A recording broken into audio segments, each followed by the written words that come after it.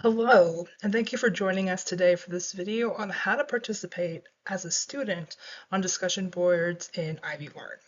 Today, what we're going to focus on is how to navigate the Ivy Learn discussion boards, how to view rubrics for discussions that are graded, how to subscribe to discussions so that you can follow them easier and keep up with everything that's been posted, and then how to mention users in replies.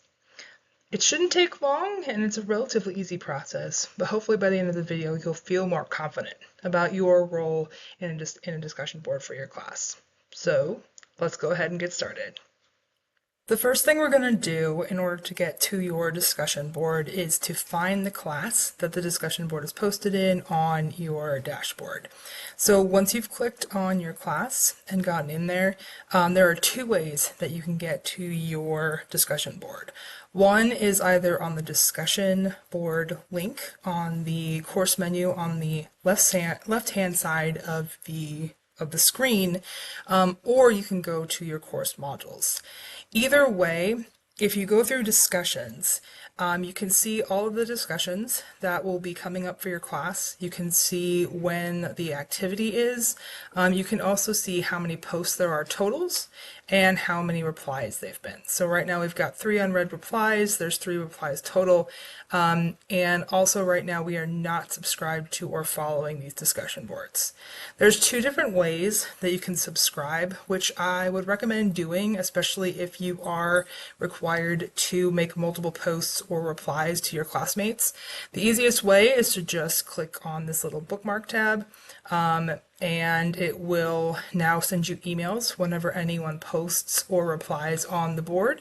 The other way to do that is, if we undo it here, is when I click on the discussion board post up here, it will take me to that. And again, I can hit the subscribe bookmark right up here. So either way you get into the discussion board, you can subscribe to it pretty easily. And again, I would recommend doing that while the board is active, and so that you get notifications and have all the information you need to make good posts. When you get into your discussion board, you're going to see the prompt that your professor has for you. So this particular one says, "Are Mondays the best or worst day of the week, and explain your position." Now there's a few different ways that your instructor can set up a discussion board, and I'm going to show you a couple different varieties here just so you sort of know what's going on. In this particular one, the instructor has allowed you to see the posts from different students before you create your own initial reply. So this means that you can, without creating an own original post, you can go through, see what people are saying, and kind of read through what your classmates are already talking about. When you're ready to reply, you click on this green button right here, and a rich content editor box will pop up. In here, this is where you can type. So you can say, "Mondays are the worst. I hate having to go back to the real world after a relaxing weekend."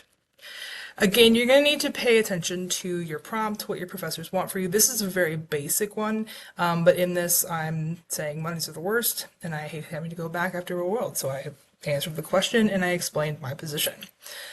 I can also do a lot of other things here. So I can change the font, I can change the type of heading that's there, I can make adjustments to the font, so if I want to bold, italicize, underline.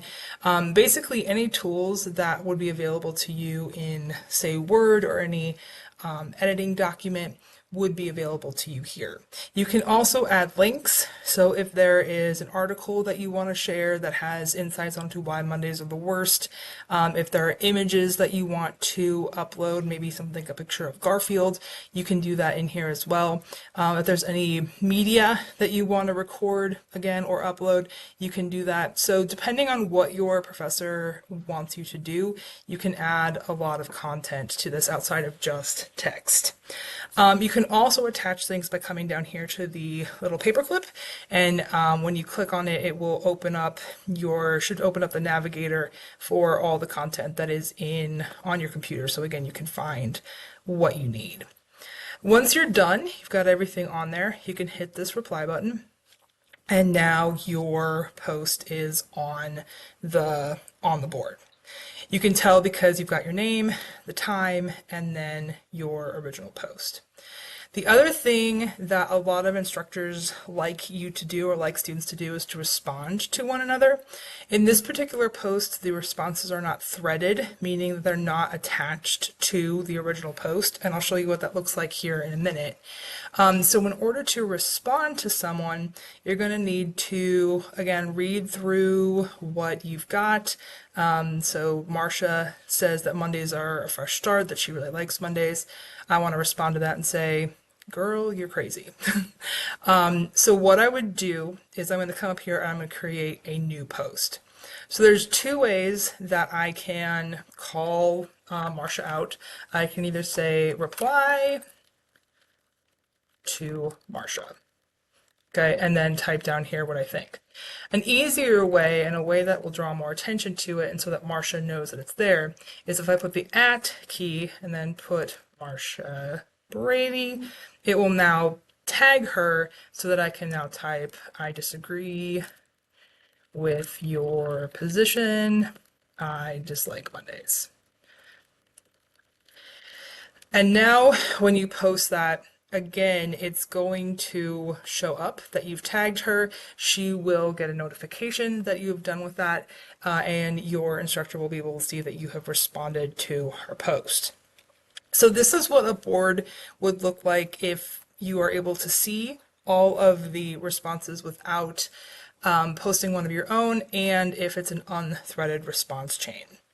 A different way that instructors can set this up is to require you to post something new before you see everyone else's and have the responses be threaded. So on this particular discussion board, this is set up a little bit differently. So one is that the discussion prompt is much more thorough. It's giving a lot more directions and instructions for what the instructor expects you to do. It also talks about when your initial post is due and when responses are due. So in this particular one, we're looking at amendments to the Constitution, and you have to pick one, analyze its context, explain how it impacts your life today, and has this changed over time. So you'll notice that you cannot see any of the posts right now, so your instructor has required you to make your own original response before you can see what everyone else says. So I'm not going to take the time to type it all out because that's going to take a while. So I'm just going to say, I believe the First Amendment is the most important because it protects our most basic rights. Now again, that is probably not going to get me full points, but for right now, we are going to just go with that to show you what the rest of this looks like. So I'm going to hit reply, and now my post is there, and I can see everyone else's as well. The other thing that's different about this board is the fact that now these are threaded replies, meaning I can see that there's been 3 replies to this post from test student, and that I have not read any of them. So I can click on this, and now it's going to thread everything so I can see what other people in the class are responding to or saying about this original post. So now if I want to reply to a student, I would just come down here to the reply button. Peter here said that the 26th Amendment that lowered the voting age was the most important, so I can reply and say something along the lines of, hello, Peter. I agree that the 26th Amendment did some good things for the country by allowing more people to vote. And again, when I'm done with this, I would come down to the reply button, hit it, and now my response is recorded. There's another way that you can look at these. So if you want to view split screen, for example, if you hit this initially, you're not really going to see anything until you come up here and click on the responses. So over here it's going to bring up the entire thread. So see everything that's already been said about this one post, so that you don't have to scroll and scroll and scroll to see everything that's been done. And then if you want to change it back, you just hit view inline. So that's basically how you participate, by posting your own original thoughts and then responding to your classmates depending on how your instructor has set it up. Another thing that you're going to need to keep in mind, especially when you're creating your posts, is how your instructor is going to grade it. So if you come up here to, this is called the hamburger menu with the 3 dots, and you click on it, it has an option to show the rubric. And when you click on it, it's going to pull up the rubric that your instructor is going to use to grade your responses. So like I said before, the initial response that I put down, just saying that I thought the First Amendment's the most important, is probably not going to get full points because it doesn't meet all the qualifications that my instructor asked for on the rubric. So make sure that you take a look at that rubric before you submit your final post, just to make sure that you have done everything that your instructor is asking you to do. So that's it. You now know how to create your own post, how to reply to your classmates, and how to find a rubric when it comes to participating in discussion boards on Ivy Learn. If you need any additional assistance with anything Ivy Learn related or anything else that you use to help be successful in your Ivy Tech courses, do not hesitate to reach out to the Educational Technology Department using the QR codes on this last slide. Thanks so much for watching and have a great day.